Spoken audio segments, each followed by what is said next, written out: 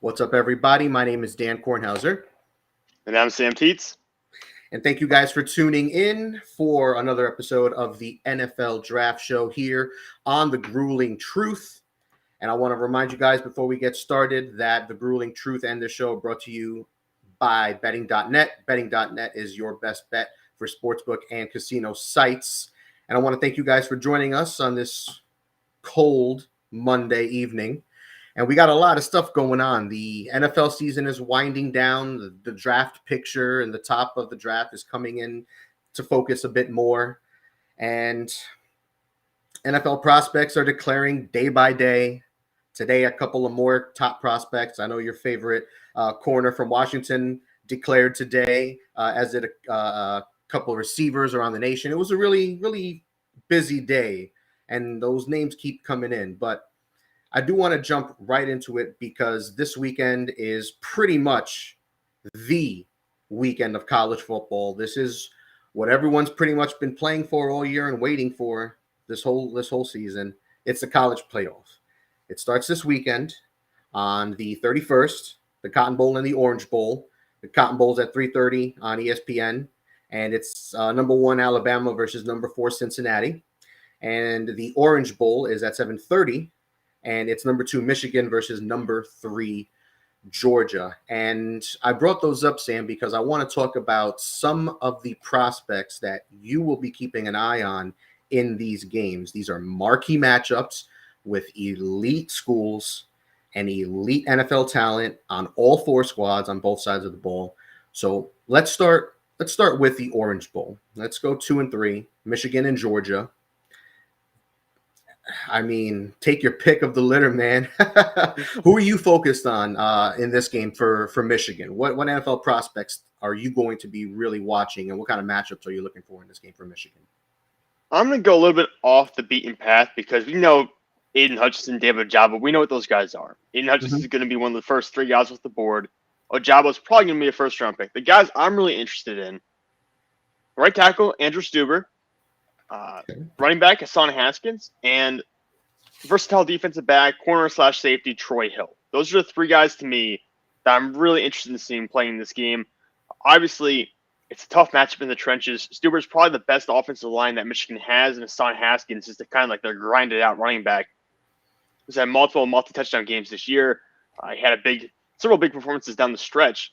I'm really interested to see if they can establish the running game, and if they do, I think it'll be a huge credit to guys like Stueber in that offensive line, and Hassan Haskins and his ability to create when you're facing Jordan Davis, Travon Walker, and that massive Georgia defensive front, just to see how it plays out.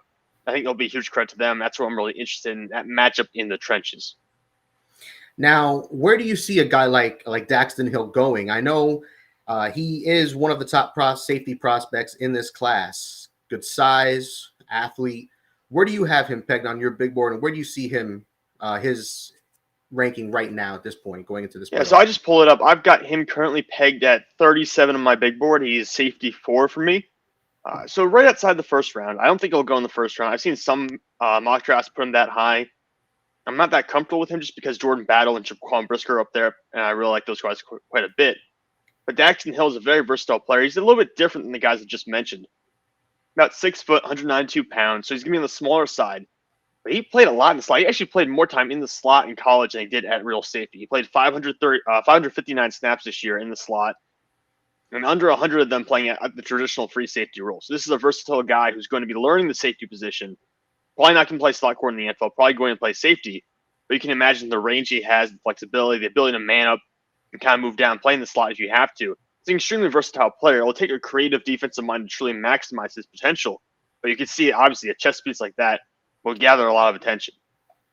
Now, on the flip side, what about for Georgia? Who are you focusing on the Georgia side with the NFL draft in mind?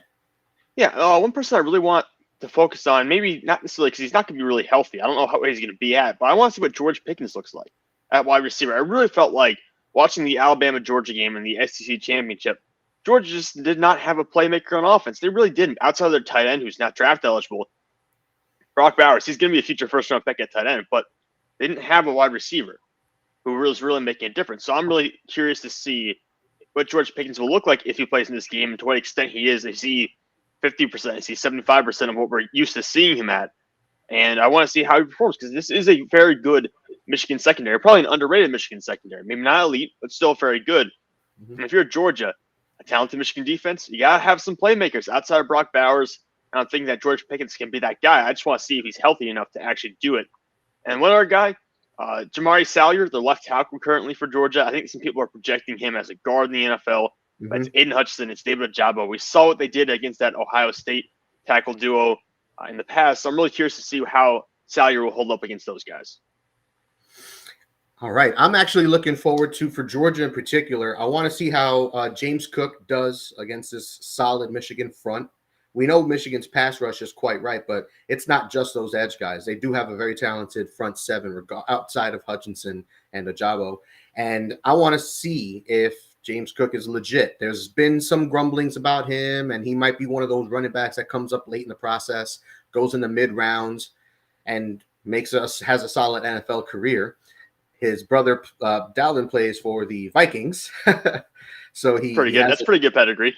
So he has it in his literally in his blood, the kind of talent that you're looking for in the NFL. So I want to see what he does, and I'm looking at Jordan Davis on the other side for Georgia. Their massive defensive tackle. I want to see him show me something because he's got the ability to be disruptive, but he's not what you're looking for on the interior as a pass rusher. For me, for the most part, he looks more like a two-down run-stuffing kind of guy in the NFL, but he has the physical ability to do more, and I want to see him do more. I want to see him push the pocket. I want to see him make plays in the backfield, be more than just a physical presence on that front. Make some plays out there. I want to see something special. The lights are on, man. Now's the time. Yeah, if I could jump in on there on that Jordan Davis conversation. I look at someone like Vita Vea on Tampa Bay right now. Vita Vea to me is special because he's a huge run stopper. He's a monster in the middle. He's a massive human, but he's also a freak athlete for someone that size. Like he moves differently. Someone like a Dontari Poe back in the day. Freaky speed and turning ability for someone that size. I don't see that with Jordan Davis. Jordan Davis is a massive human being. Like being able to move the way he does at his size is still special, but he's not going to move the same way Vita Vea does. Like I feel I can leave Vita Vea out on 3 downs if I have to. I can't really do that for Jordan Davis. And frankly, if you leave Jordan Davis out there for an entire series where they're just running no huddle offenses, the dude's going to be down on his feet at halftime. I mean, he's going to have game in the second half. He's going to be slapping at guys with his arms. He's not going to move anything. So my concern with Jordan Davis is he's a really talented player, but I think Michigan, they got trick plays. They got Roman Wilson. They got to get involved with some interesting stuff up front. Mm-hmm. If this offense just stays tempo, I think they can really grind down this front the way Alabama sort of did. Well, that'll be something to be seen, and we'll take a couple of predictions at the end of this. But let's go from Michigan, Georgia, the Orange Bowl. Let's go to the big one, the Cotton Bowl, Alabama, Cincinnati, and we know what Alabama brings to the table. So let's start with Cincinnati. All right, they're the 4 seed. They are the obvious underdog in this game, and while yes, they are the underdog, Alabama's going to have to come correct because this isn't a Cincinnati team that's lacking in talent. They've got several quality NFL prospects on both sides of the ball, at quarterback, at corner, on the edge. I mean, all over the place. This is a legit team. They're well coached, and I think they got a shot. Who are you focusing on for Cincinnati in this game against Alabama? Well, Cincinnati's going to have to score. I know the love for Cincinnati goes to the defense, and understandably so. The defense is the heart of that unit. But I do want to focus on the offense because, like I said, Alabama's going to put up points. They need to be able to match that high-tempo offense that Alabama has. Mm-hmm. All the weapons they have up front in the backfield. Bryce Young, obviously, the Heisman winner. The weapons for Cincinnati that need to come through the most are Josh Wiley at tight end and Alec Pierce at wide receiver. Alec Pierce is a big contested catch guy. He's 6'3", 213, about 867 yards this year and 8 touchdowns. Someone who's going to get vertical for you, make those contested catch situations. So someone like that, he needs to come up big against guys like Josh Jobe, needs to perform well in those situations. And then Josh Wiley, who I think could really be a mismatch against any kind of Alabama linebacker. I know they have Henry To'oTo'o and they have Christian Harris, but those guys are really not fantastic in coverage. Someone like Josh Wiley, who, when healthy, because he's not been healthy all year long, but when healthy, this guy's got 12 touchdowns for the past 2 years, 724 yards the past 2 years, and it's kind of the go-to guy when he's at 100%. I want him and Pierce to be performing well in this game because if you don't have those guys getting close to 160, 170 yards combined between the two of them, you're probably not going to win. What about for Alabama? What are you focusing on with Alabama? I mean, they're Bama. They've got a couple dozen NFL prospects on both sides of the ball, and not even talking about this year's class. But take the pick of the litter. Yeah. What are you focusing on? For Bama, I think I really want to focus on the offensive lineman not named Evan Neal if I could, because there's guys in that team have some NFL aspirations. Guys like Emil Ekter Jr. is going to be a guard in the NFL.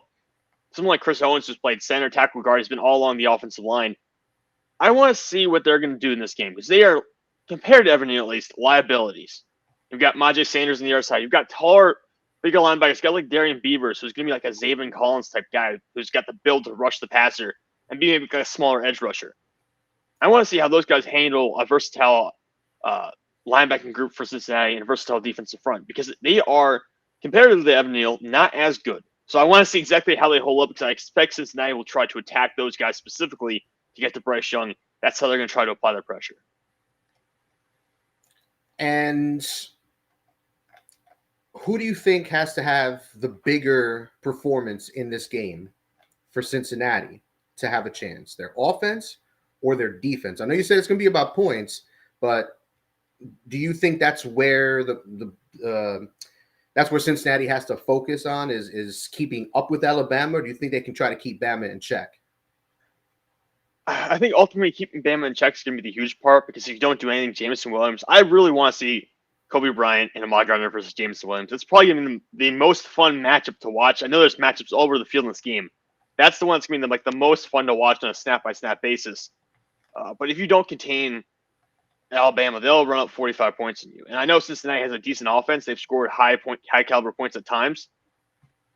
But really, you want to hold Bama to below 35 if you can. That gives you a shot. If they get above 35, you're kind of done. I don't see Cincinnati be able to get 35 against Bama. And Desmond Ridder kind of scares me sometimes. So I'm a little bit worried there on that front. I think it has to be the defense just has to keep them below that 35-point threshold, and you will have a shot. But if they get any more than that, even if they get 28 points, it's still going to be difficult for a team like Cincinnati, who really rely on Jerome Ford, an Alabama transfer, by the way, at running back to be good for them. They're going to have trouble running against Alabama. So it's going to be interesting to see. You can't let them get ahead by so many points. I think it's really going to come down to that defense being able to hold Bama at least below that 35-point threshold.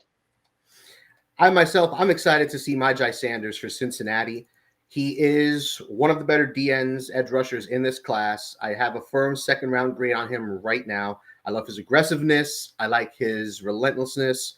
He's not the twitchiest guy. He's not, a Thibodeau type of athlete. But he's got good size, 6'5", 250, 255. My questions for him in this game, though, I want to see how he holds up against the run because he is good against the run. But I want to see how he is in pursuit with this offense because they can beat you with the inside run. They can take it to the edge. They have several running backs that can take care of the job besides Robinson. They can be tricky sometimes, too. You might see an end around or something like that. It would not surprise me. It's that time of the season. So I want to see how he holds up, especially when they go on the outside and challenge him more sideline to sideline than north and south. And out of all these four teams, is there, I guess, one way or the other? Are you hoping these games to go a particular way? Like, are you really hoping these two teams play each other? Are you really looking forward to maybe a particular matchup in the championship round? What are you leaning any particular way? Or are you just looking for a good weekend of football? Well, I am looking for a good weekend of football, obviously, but a matchup I'm really just interested in because I don't think we'll ever see something like this again. I would just like to see Michigan versus Cincinnati, just for the heck of it. I mean, no SEC teams, no Georgia, no Alabama, two teams that we just haven't seen the situation before. And I really would be curious because Michigan has the high-end prospects, but I think Cincinnati probably has the deeper team in terms of talent, in terms of NFL players. So a team like that, a matchup like that, to me, would be fairly even because Desmond Ridder is not Bryce Young. He's not going to be an all-world guy who's just going to outclass what Michigan has. I think Michigan's got some trick plays at their belt. They would throw at Cincinnati and make some big plays. I would really be curious to see what that matchup would look like. Unfortunately, I don't think we're going to get it, but that would be a fun matchup for me. So, you know what? I'm just going to ask you. Give me a prediction. Who's winning these games? Who's going to be in the chip? I'm going to pick Alabama to beat Cincinnati. Mm-hmm. I think Alabama's going to win that. I forget what the points for was. The initial points for that came out in that game was like incredible. Like, I would pick Cincinnati to cover whatever it was. I think it was like a 3-score game or something like that. But I do think Bama's going to win that. Okay. And then Georgia versus Michigan. This is the one that's really a coin flip with me. I was really excited we got this matchup. I'm really pumped for this one. This is the game I want to watch of the two. I'm leaning Georgia, unfortunately. I'm leaning Georgia, but I really think Michigan's the team I would not want to play in this playoff. This is like the really wild card team for me is Michigan, not Cincinnati.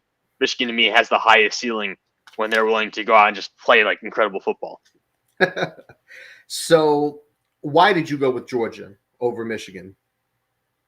I think that Michigan's going to get worn down eventually. I know Michigan, when they come out and they hit you in the mouth very quickly, they're in the game. They're just in it. They get into a flow. But when Michigan gets behind and they start trying to press it low too much, they get away from the running game. They're trying to air it out too often. That's just not what they are as a team.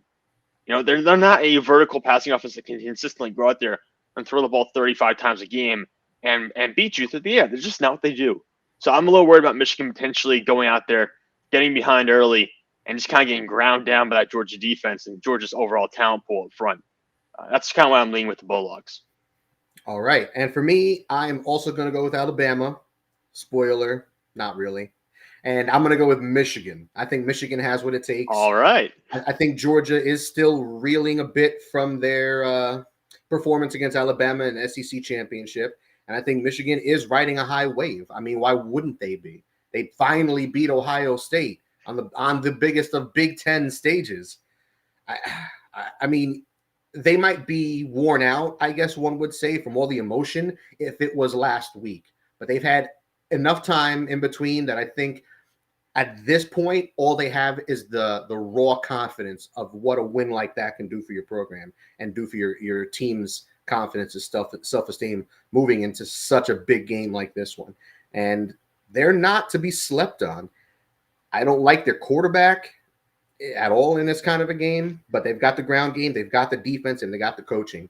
So it could be that's going to be a fun game. So I agree with you. That is the one I'm most looking forward to. But I really want Cincinnati to beat Bama, man. I'm so over that. I know. 95% of the people in the nation want Cincinnati just to win this game. Just win. You know what? I don't have the sand to pick Cincinnati here because you're trying to be right in this situation. But I want Cincinnati to win. I might buy a Bearcats hat or T-shirt or something like that if they beat Bama. No tomfoolery. I'd be willing to do that. But before we move on, I do want to remind everyone that your top sportsbook comparison site is betting.net. Betting.net offers extensive reviews on the best sports books out there. So head on over to betting.net. And now for the second half of our show, we have something a little special for our viewers, and I want to thank you guys for tuning in. It's Mock Draft Monday. It's been a while since we've done one. This is what everyone loves. Aside from rankings, people love mock drafts. They love them. They need them. I'm a fiend. I'm always doing mock drafts on my own. I still write them down on paper. I still look through the stuff, and the fiends are out. All right. So last time we did 10. I'd like to do 16.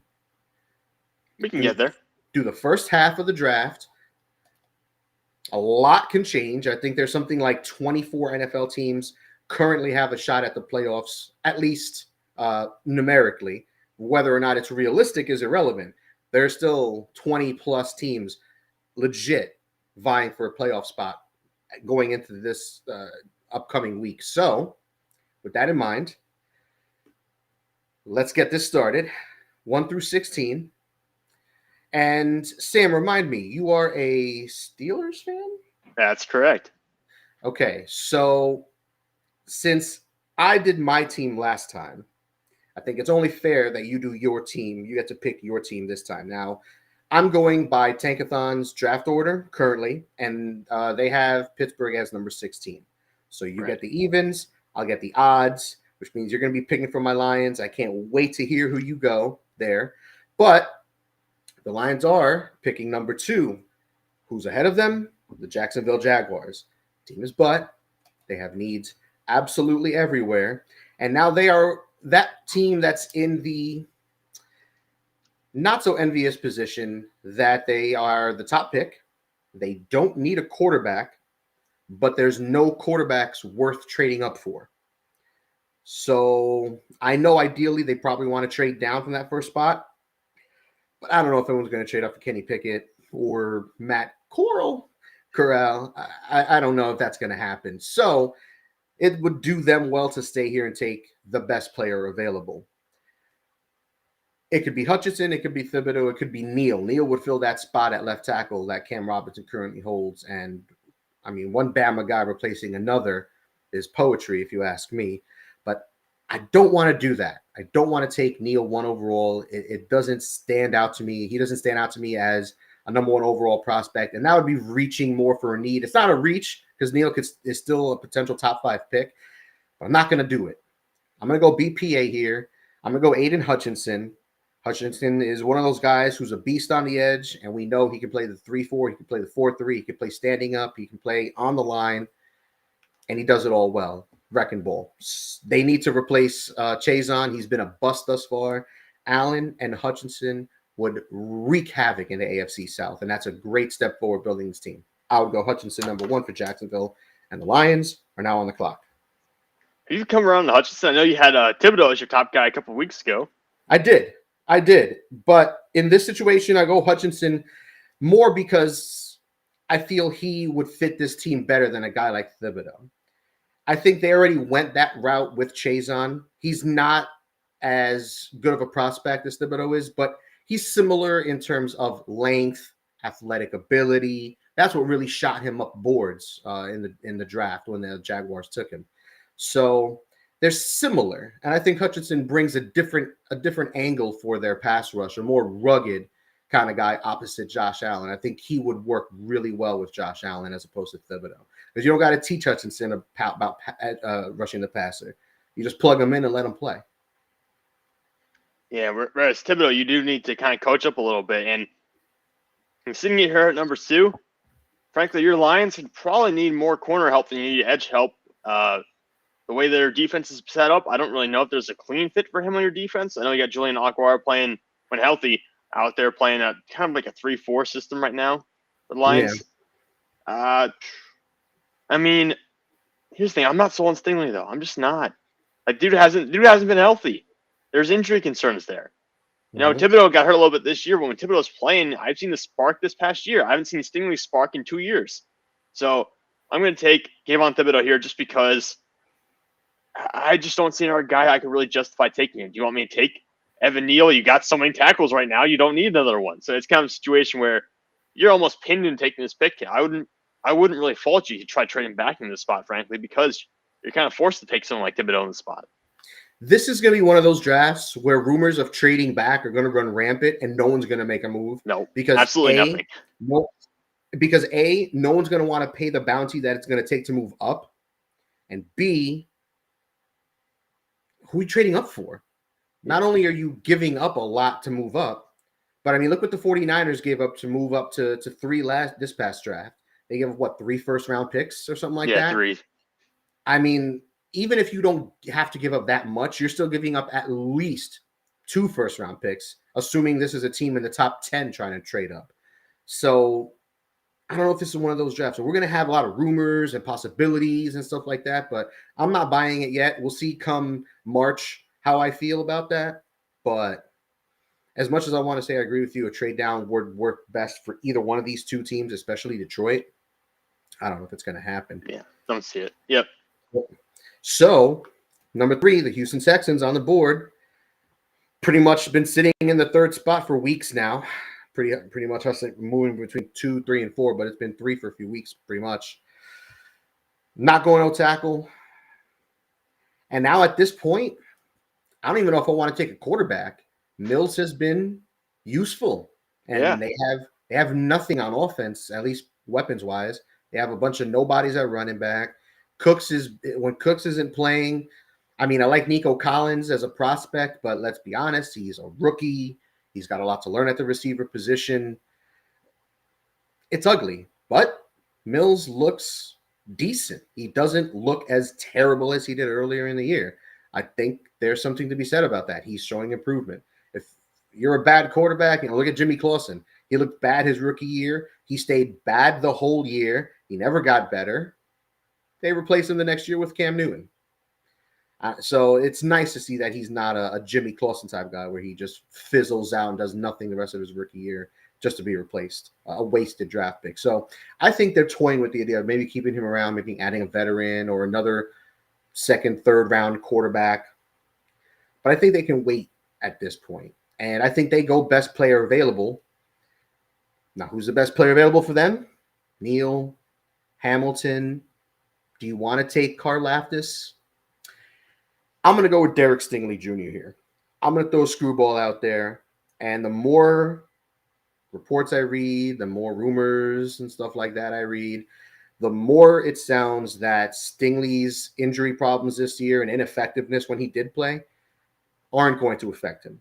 Short of terrible interviews or a questionable past decision coming up and biting him in the ass, this kid's probably going to be a top 5 pick when it's all said and done. Like I said, unless something illegal happens or he gets hurt again or something crazy. So I'm going to go Stingley here. He is one of the best players available. We've seen when teams take corners this high, it could very well bite him in the ass. I'm looking at Okuda. It happens. But Stingley's rare. He's a rare piece. He's got this perfect size at 6 foot plus, over 200 pounds. He's got all the athletic ability in the world. Probably would run a 4.3, 4.4. He's what you're looking for at the position. His 2019, we've talked about it before. His 2019 tape is the stuff of legends. That's the tape you look at and say, this kid's something special. If Houston's sitting there at the board, they don't like these quarterbacks, they don't get a trade back, you're taking a safety, meh. You're reaching for a guy, meh. Stingley's no reach. I'll go Stingley here. All right, that brings up the Jets at number 4. The Jets have 2 picks in the top 10. Yep. I'm making it quite easy. I mean, you give it right to me. I'm taking Evan Neal. I mean, at this point, you got Mekhi Becton, who's hurt most of the year, hasn't played, so you didn't really get to see that second year out of him. You have Morgan Moses, who's been serviceable at right tackle, but you bring in someone like Evan Neal. You can now decide whether you want to play Neal or Becton at your right and left tackle spot. It makes George Fant. Basically, you can cut George Fant, save some money on your cap, and potentially go out there and get some more weapons for Zach Wilson or go get some defensive help. So this, in turn, makes it so you can replace Morgan Moses. You can get your bookend tackles for the next decade or so, and you can cut George Fant and save some money. It's an overall win for the New York Jets. Yes. Yes, to everything you just said. And number 5, New York Giants, baby. Now, I am in New York, so these picks, they hit close to home. Jets, Jets, and then Giants pick at 8. So New York's a buzz. They've been a buzz. It's going to get crazier as we get closer to the draft.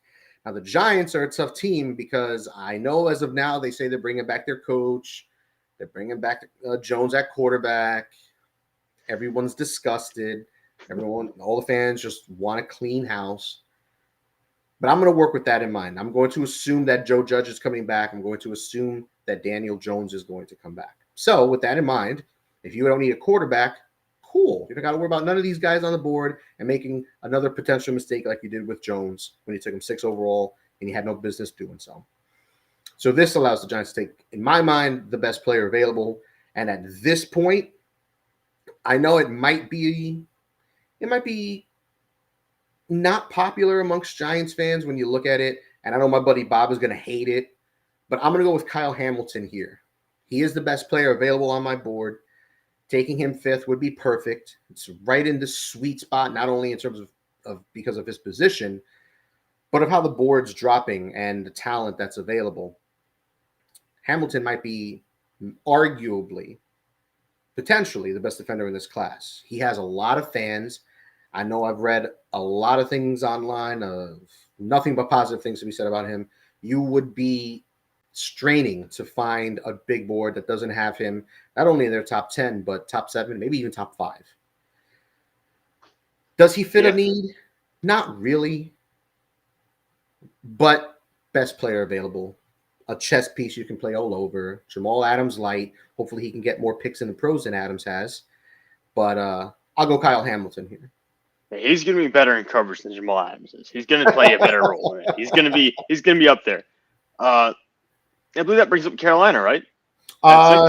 No, the Jets are number 6. No, the Jets are 6. Okay. All right. The Jets are up on the board at 6. They took the guy I was kind of looking for, honestly. I was kind of looking to try to grab Kyle Hamilton there. But let's see. If the Jets are back on the board, looking at everything left, you already got your offensive tackle. You probably want an edge rush because you're going to get some help back in Carl Lawson this coming year. You actually extended John Franklin Myers, so you don't have to go that way. I'm trying to see. I want to go defense here, but I just don't know who I want to spend. I mean, it's a 6th overall pick. I don't really feel comfortable with one of the other corners going this high yet. Oh, man. What do you do here? You don't really need an edge rusher. I don't like this spot. I don't like this pick. I do not like this. All right. I really don't want to take another offensive lineman either.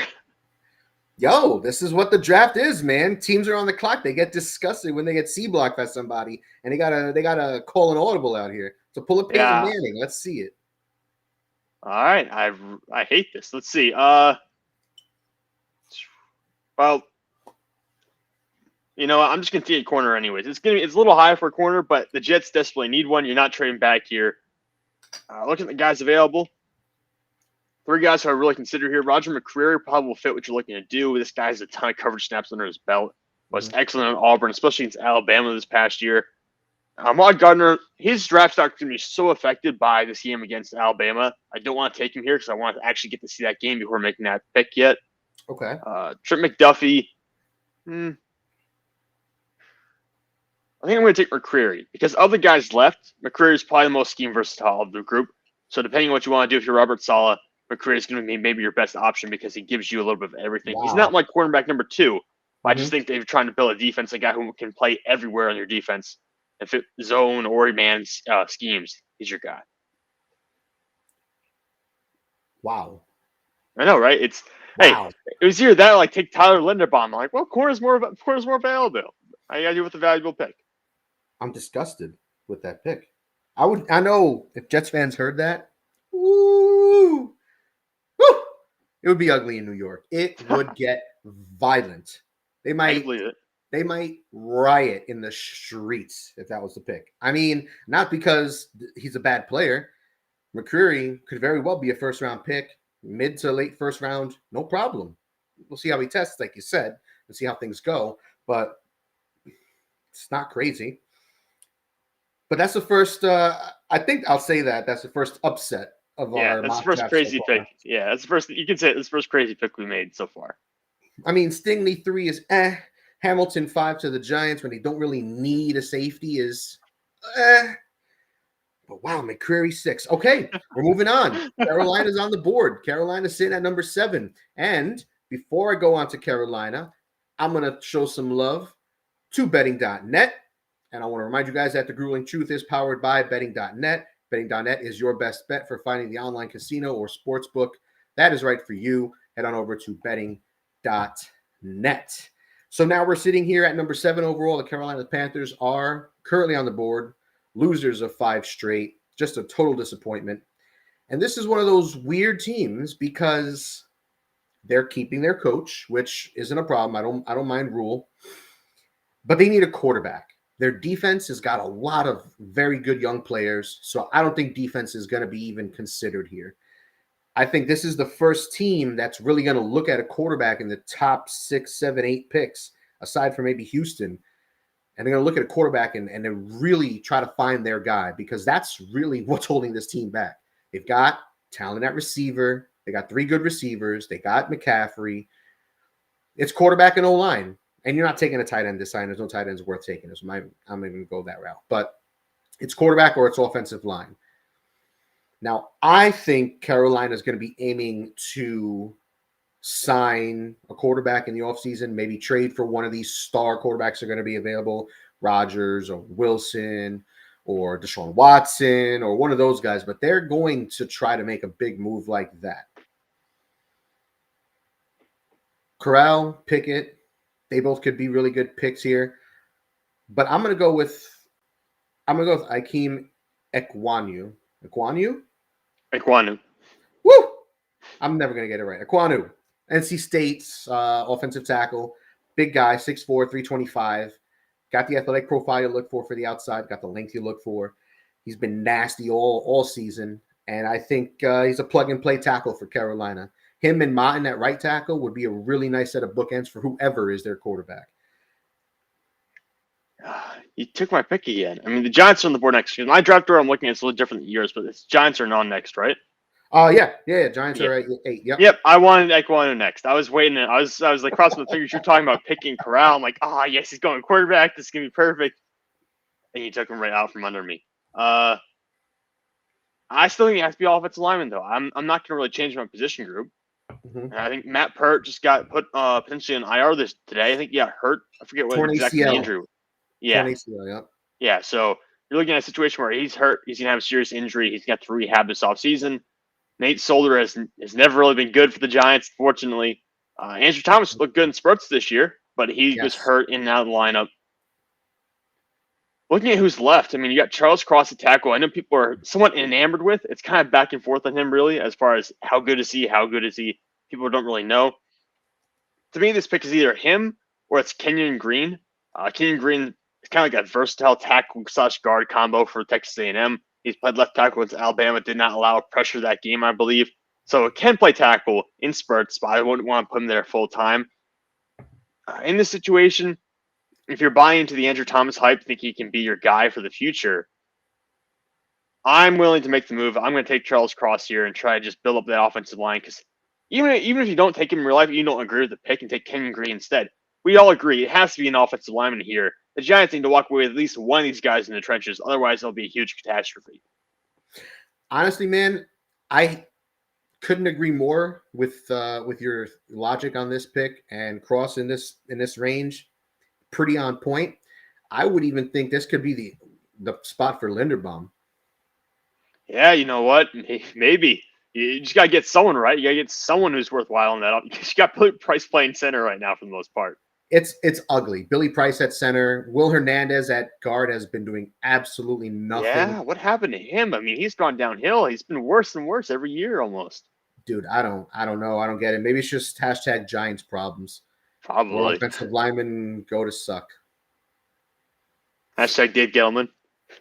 Oh my God, dude, you don't understand how excited Giants fans are that not only is he leaving, but that they already know he's leaving. I think the team's going to let him retire. Yeah. Just to save face. I know Giants fans want scorched earth. Fire him, fire Judge, trade Jones, burn it all to the ground, and they'll rise again like a glorious phoenix. That's what they want. They're not going to get it, but they can hope, right? Yep. They can try. So now we got Washington. Washington needs a quarterback. And that's exactly where I'm going to go. Now, the question is, which quarterback are they going to like? Are they going to like Coral and his SEC prowess? He has improved. His accuracy has gotten better. He is a playmaker with his feet, but he doesn't look to run unless he has to, which is what you're looking for. You win from the pocket. His size is a question, 6 foot, 6'1", But if you're a good quarterback, we've seen size doesn't really matter. Well, at least with height. And with that in mind, I don't have the sand to take Coral right here, but I am going to go with Kenny Pickett. He's got the size. He's got the arm. He's got the moxie. His stock is flying up. And Washington's one of those teams that could use a quarterback that is more pro-ready. And this Pickett's not a young guy. He's 24, 25 when he's going to be as a rookie. He's been around a long time. He's been around, man. And that's what you're looking for. If you're a team like the Redskins that are pretty much playoff ready, they had huge, high expectations coming into this year. They were looking at the playoffs in a bad division. It's not working out. Heineke is a great story, but he is merely a backup quarterback. If he was really that good and he was really a playoff and a championship contender type quarterback, he would raise this team to higher levels.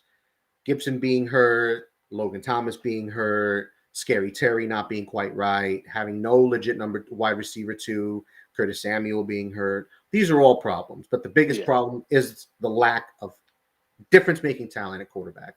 And I think Pickett could slide right in as a QB1 from day one for this team and give a better shot right away than Heineke. No, I agree. Kenny Pickett to me is kind of trending towards being that QB1. I think we will see some QB going in the first 10 picks. I mean, you probably don't deserve it this year, but it's the NFL. It's the quarterback's league. We know it's going to happen at some point.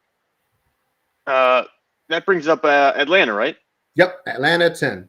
All right, well, this really comes down to two spots for me. They need help along the offensive line. They need a QB for the future. The two spots that you can justify taking here because there's so much talent at these spots.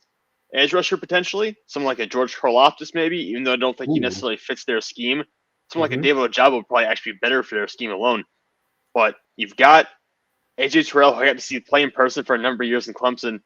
He's a really good corner. People know he's highly underrated this year. He's probably going to be an all-pro. He's allowed under 160 yards in coverage this year. He's having a great season. If you want to set yourself up for the future, have two great corners. And they do play, I think, a bunch of zone concepts, if I'm correct, in that defense.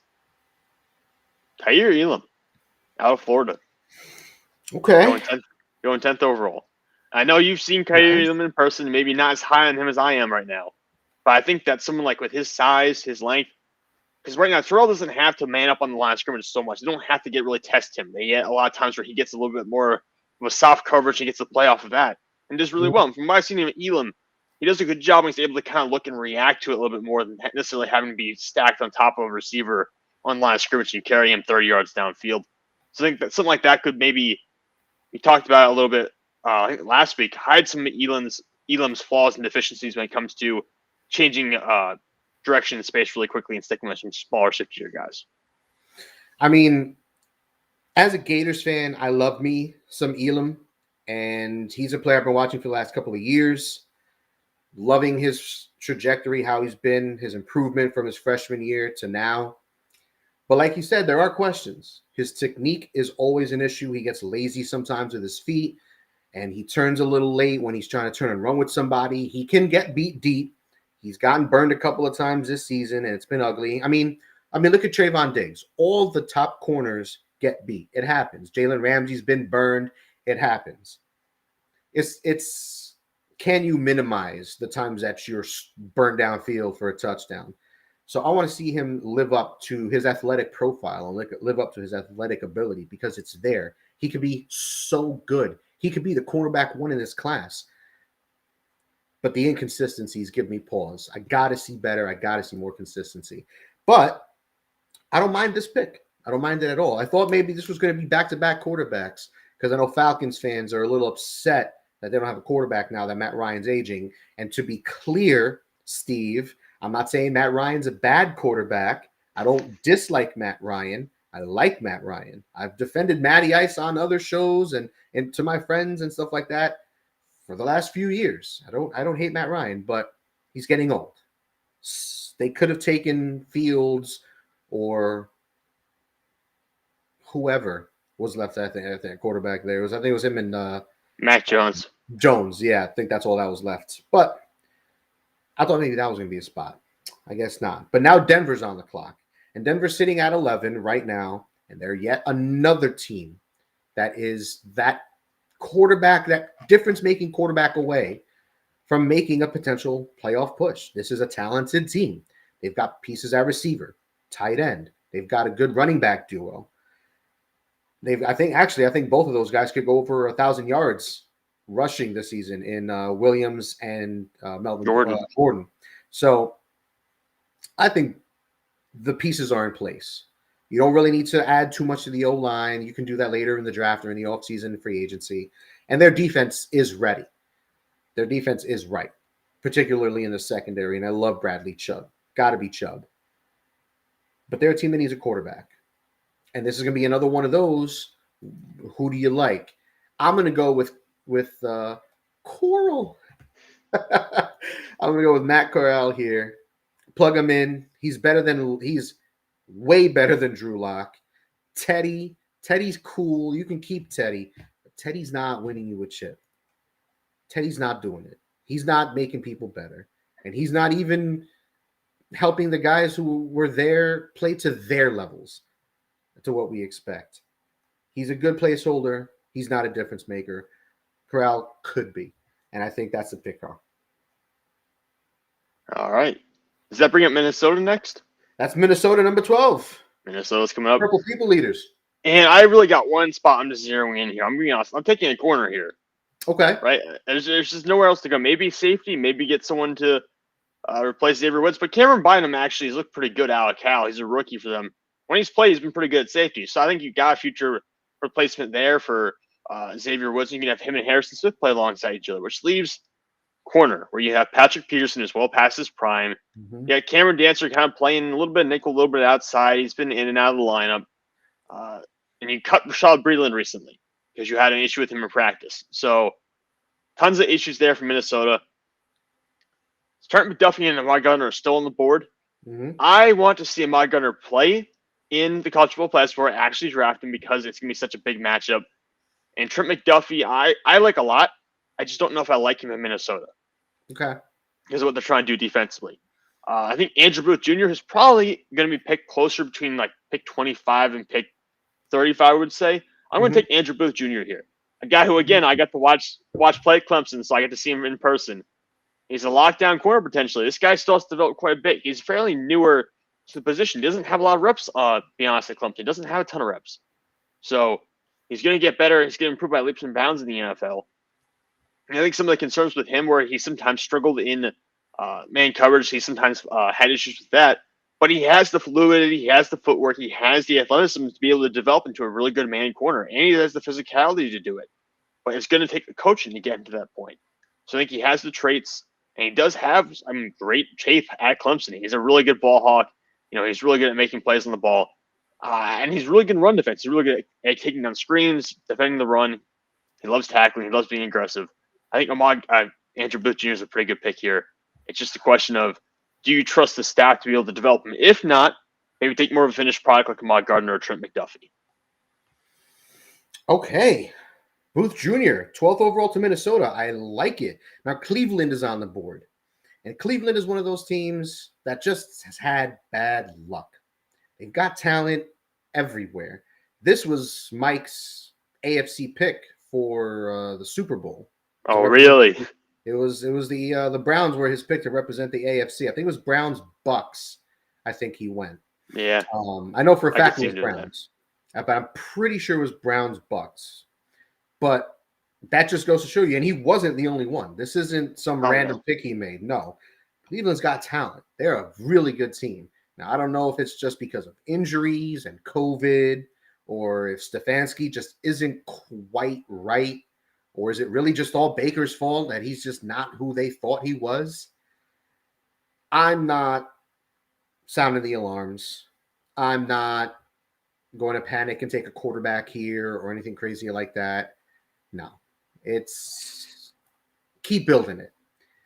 They need an edge rusher opposite Myles Garrett. Clowney's hasn't worked out. Whatever else they've trotted out hasn't worked out. It doesn't really matter because Garrett is an Adonis god. He's a legend. He just does whatever he wants out there. But adding someone opposite him would take this defense to the next level, and I think that's something that they're missing because they've got pieces everywhere else on this defense. I'm going to take George Karlaftis, the edge rusher from Purdue. I knew you were going to do it. No. I'm going to do it. Again, just breaking Sam's heart. Taking the guy he wanted. Probably he wanted him with the Philadelphia pick. Or maybe he wanted him in Pittsburgh. We'll find out. I wanted him with Philly. I was so close. I was right there. He was ready to run to the podium, folks. And just like that, his shoelaces were untied and he tripped and he fell, and that's it.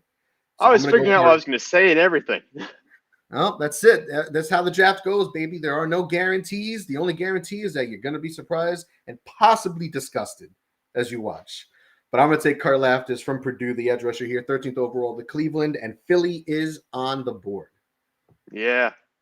And right now, Philly, my friends will hate me saying this because I have a lot of friends who are Philadelphia Eagles fans, but I will bring up the fact that they could take the best receiver available, whoever it is, and take a receiver for the first round for the third time in a row. But do it. Pull the Detroit I'm Lions. tempted. Pull They the would never Detroit do that. Lions. Do Would it. they really do that 3 years in a row? It'd be hilarious if they did. I would honestly just die laughing. But actually, Do it. I want you to do it. I think I'm gonna do it. Actually, looking at the board Do right it. now. Do Yeah, it. why not? You got Devontae Smith, who's kind of your versatile route runner. You drafted Jalen Reagor, who hasn't worked out. Let's just leave that to the side.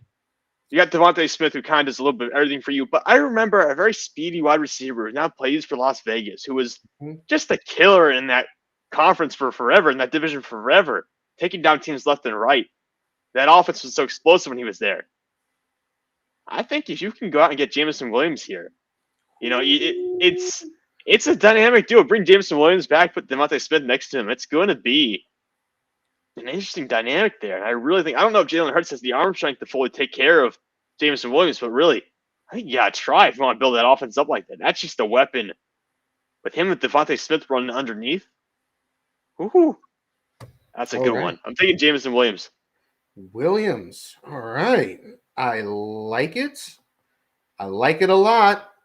And this is let's see if this works out better for the Eagles than it did for the Lions, who don't quote me on this, but I'm pretty sure the Lions are the last team, the only team to spend 3 straight first-round picks on wide receivers. They did it on Charles Rogers in 2003, then Roy Williams in 2004, and then Mike Williams from USC in 2005. 3 straight years of first round wide receivers, 2nd, 7th, 10th.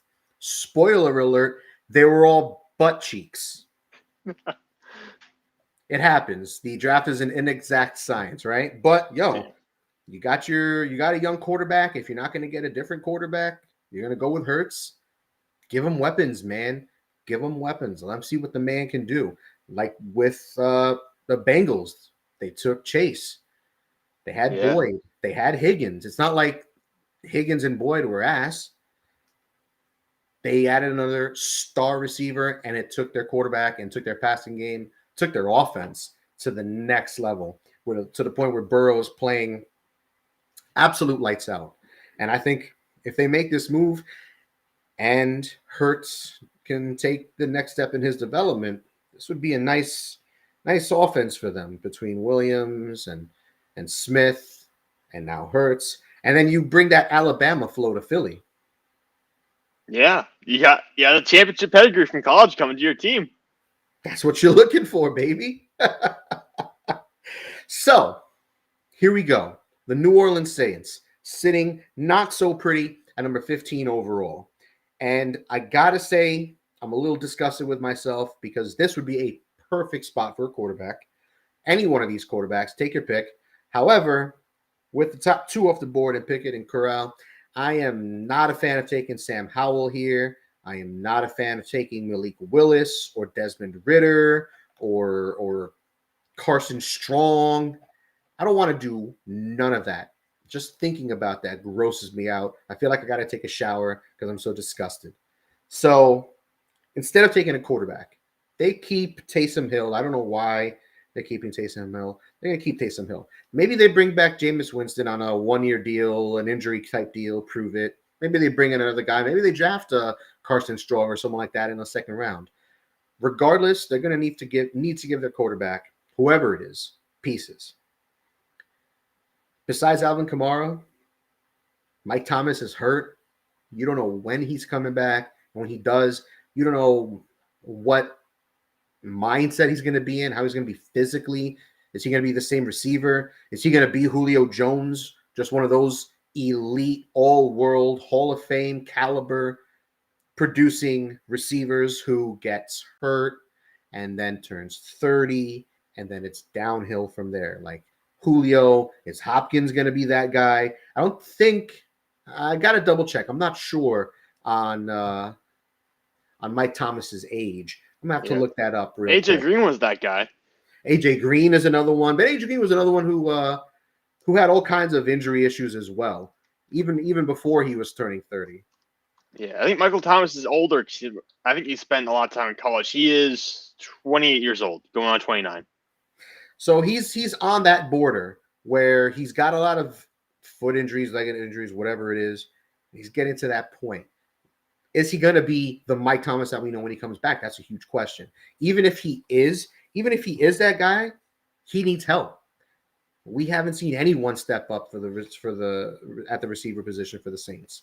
At this point, I think Garrett Wilson would be a really solid pick. If you don't think Williams is the top receiver in this class, then you probably have Wilson up there. He is a complete receiver, good route runner, good athleticism, good size. And while I would be happy plugging him as a wide receiver one on a team like this and an offense like this, if Thomas comes back, he's a hell of a wide receiver too. Gives whoever the quarterback is a shot. I'm going to go with Wilson. I'm sorry, Wilson. Yeah, I think it makes a lot of sense to try and plug him in there. See if we can get Michael Thomas, see if we can get him back on the team. Just remember, he was not necessarily happy with the team even going into the year, so who knows if he'll even be there next year.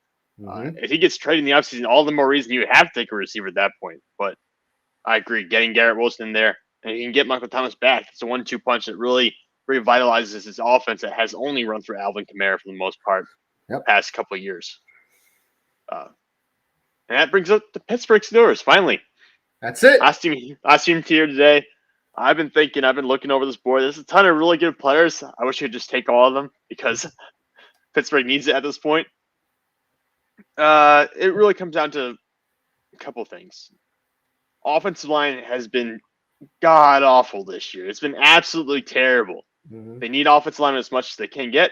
And frankly, corners are good. The corners are still good. I would still entertain that idea. But Pittsburgh, it makes me feel like I'm contractually obligated to pick a linebacker in the first round because it's the Pittsburgh Steelers. Just what we do. Devin Bush has not been very good so far. Joe Schobert, I don't know what his contract situation looks like, but I imagine it's not a long-term deal. So you got a situation where you might be looking at getting a linebacker here. Kobe Dean and Devin Lloyd are both on the board. Two very different kind of guys. Unfortunately, I can't pull the trigger on either one of those guys today. I'm going to go back to the offensive line. I mentioned Kenyon Green earlier today in the video. I'm taking Kenyon Green. He's a versatile guy. He can give you some guard help, can play tackle if you really need him to. Frankly, I can't imagine him being much worse at tackle than the guys we already have, so I'm okay with playing him out there and giving him a shot. At this point, like I said, just fix the trenches for the love of God. Just spend some time, spend draft capital, spend money on the offensive line. It will make your life a lot easier. Because the next quarterback behind Ben Roethlisberger is going to need that help. You can't let him sit there. You can't let a rookie QB of all things sit behind that offensive line. It won't go well at all. So you need to have some more meat up front. I think something like Kenyon Green is going to create a lot of openings for this running game from Najee Harris, and also just protect the quarterback. Whew. All right. So there you have it. Mock Draft Monday, the last one of this year, 2021, has come to an end. Going down the list, just as a refresher for you guys, 1 through 16. It was me, then Sam, flip-flopping picks. So, number 1, Jacksonville, I took Hutchinson. 2, Detroit, Sam went Thibodeau. 3, Houston, Stingley, corner. 4, the Jets, Neal, offensive tackle. 5, the Giants, Kyle Hamilton, safety. 6, Jets, corner. Roger McCreary from Auburn. 7, Carolina, Ekwonu, offensive tackle. 8, Giants. They took Charles Cross from Mississippi State. Washington, I got them taking Pickett, quarterback from Pitt. 10, Atlanta, Elam, corner from Florida. 11, Denver goes with Coral, Matt Corral, quarterback. 12, Minnesota, Booth Jr., corner from your Clemson. And I just want to say this because you mentioned Cameron Dancer. Hold me closer, Cameron Dance, love. I wanted to do it earlier, but I don't want to interrupt your analysis. I had to do it before the end of the show. 13, Cleveland, Karlaftis, the edge rusher from Purdue. 14, Philadelphia. He went with Williams from Alabama, wide receiver. I went New Orleans. 15, Garrett Wilson. And 16, Pittsburgh. He went with Green. So there's a lot of talent after Kenyon Green. Ahmad Gardner, David Ojabo, Drake London, receiver from USC. Why didn't you take Tyler Linderbaum there for Pittsburgh? That would have been an interesting one because we had Kendrick Green, we took with third round pick last year. And frankly, looking back on it, take Linderbaum, you put Linderbaum at center, move Kendrick Green over to guard, where he played a lot at Illinois. That probably would have made a lot of sense and probably would have killed two birds with one stone.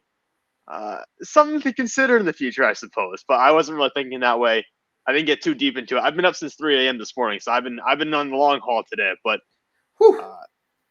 I think Kenyon Green or Tyler Linderbaum, either way, just get an offensive lineman. Just make it simple. Make life easier for the quarterback and Najee Harris. Invest up front. That's what it's come to. So I want to thank you guys for tuning in. I am Dan Kornhauser. I'm Sam Teets. And before we get going, I just want to remind you guys that we are powered by betting.net, and betting.net finds the best place to bet for you. Betting.net offers expert and user reviews for every online sportsbook and casino in your state. So head on over to betting.net. I want to thank you guys for tuning in. You can catch Sam on Twitter. Sam, what's your handle? You can follow me at Sam_Teets33. That's TEETS. Post all my articles, all my draft content there. Post 2 or 3 times a week. I upload YouTube videos as well, so be sure to check those out. And you said a website. What is your website? Let the folks know. Yeah, if you go over to Substack, that's a newsletter website, and you can find it on my Twitter. It's pinned on my Twitter as well, but my Substack is Sports Talk with Sam Teets. That's where I host all my content right now for articles, everything like that. You can check out my latest big boards, my latest takeaways from the NFL season, as well as just some risers and fallers throughout the college football bowl game season. You can bet I'm going to be writing about risers and fallers as we get to this weekend. It's going to be an exciting time for college football. Absolutely. I love it. And I'm looking forward to checking that out too. So thank you guys for tuning in for our final mock draft Monday of the 2021 season, or 2021 year. Jesus. We'll catch you guys in the new year. We'll go over everything that happened this upcoming weekend for the NFL, the college football playoffs and everything else going on. And we'll talk about the championship. We'll get preview going. It's going to be great. Sam, I hope you have a happy new year. Get some rest, buddy. And I'll see you on Monday. See you on Monday. Thanks, man. Thanks, everyone. Have a good night.